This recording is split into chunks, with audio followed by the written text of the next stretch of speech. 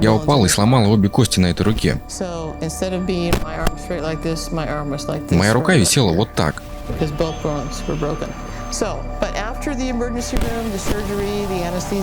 После первой помощи, анестезии, наложения гипса и прочих процедур мне выставили счет на $75 тысяч.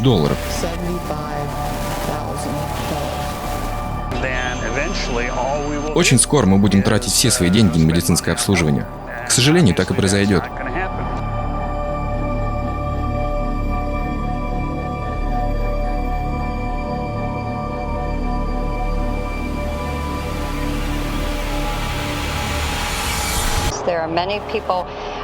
У нас многие люди не имеют медицинской страховки. Представители малого бизнеса просто не могут себе ее позволить. Я не застрахована. Я работаю, но не застрахована. Я работаю по независимому контракту, то есть я не в штате компании. И многие госпитали отказываются принимать людей без страховки. Они не берут таких больных и отправляют их на все 4 стороны. Это печальный факт. Людям приходится обращаться в частные клиники, потому что у них нет страховки. И сначала их лечат, а потом они получают дико завышенные счета. Один мой знакомый платит уже более 10 лет за проведенную ему хирургическую операцию. Он отдает почти все свои деньги, потому что у него нет страховки.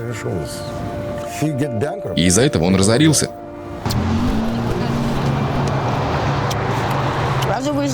Вот, мы живем здесь. Моя девушка больна диабетом. Она нуждается в инсулине. Я стараюсь заботиться о ней, насколько могу. Стараюсь оплачивать необходимые счета. Но это слишком дорого. Я сломлен, я стал бездомным. Не могу справиться с такими расходами. Не могу оплачивать лечение.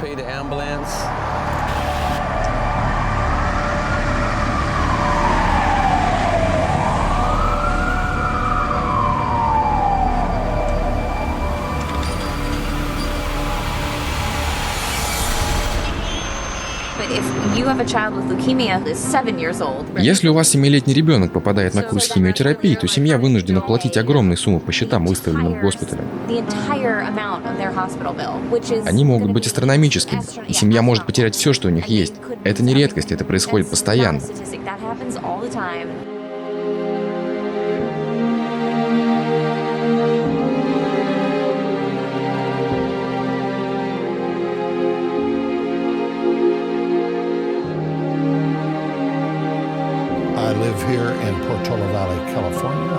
Я живу здесь, в Калифорнии. Моя основная должность – профессор медицины Стэнфордского университета.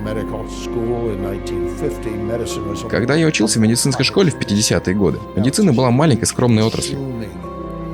Сегодня это огромная потребительская индустрия. Здравоохранение сейчас строится на 2 вещах – лекарства и медицинское оборудование. Таким образом, медицинская система превратилась в супермаркет для тела, и тебе приходится платить за все эти гаджеты для здоровья, чтобы ты мог зарядиться каждые 10 минут необходимым уколом. Это работает именно так, и эта зависимость должна только вырастать. Это зарабатывание денег на твоей болезни. Чем дольше ты болеешь, тем лучше для системы.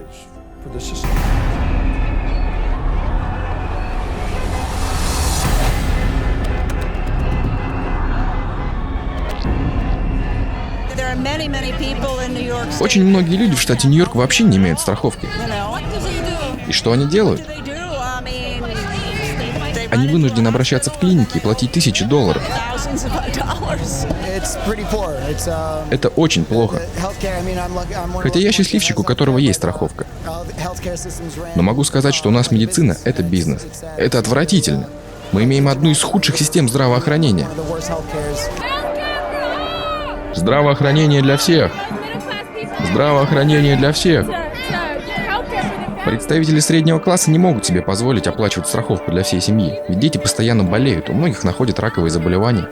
Кому-то из родителей удается найти необходимые деньги для лечения, но у многих родителей не такой высокий уровень заработка, и они не могут рассчитывать даже на минимальную медицинскую помощь для своих детей.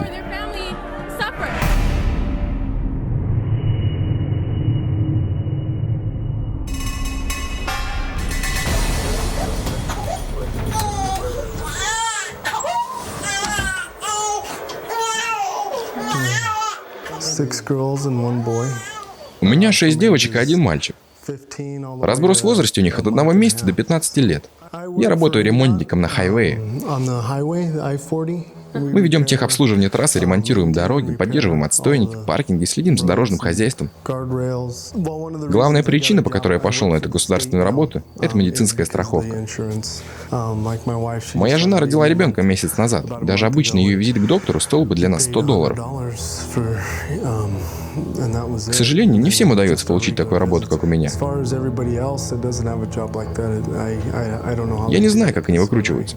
Потому что до того, как я получил эту работу, я просто не ходил к врачам. Я не мог себе этого позволить. И если его подведет здоровье, например, сердце, он не сможет работать, и его уволят. И вся семья оказывается на дне. Они теряют все.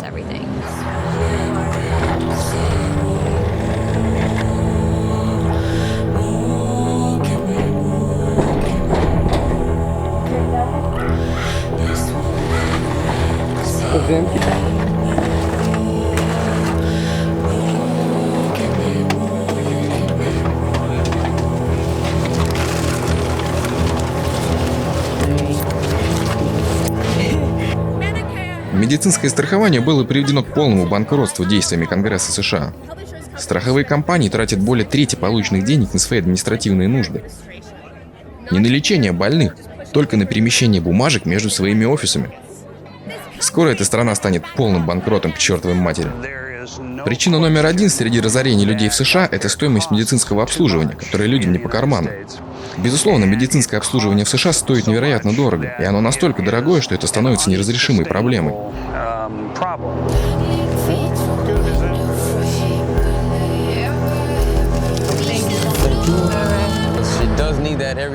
Она нуждается в лекарстве каждый день, 2 раза в день. Без этого она может умереть.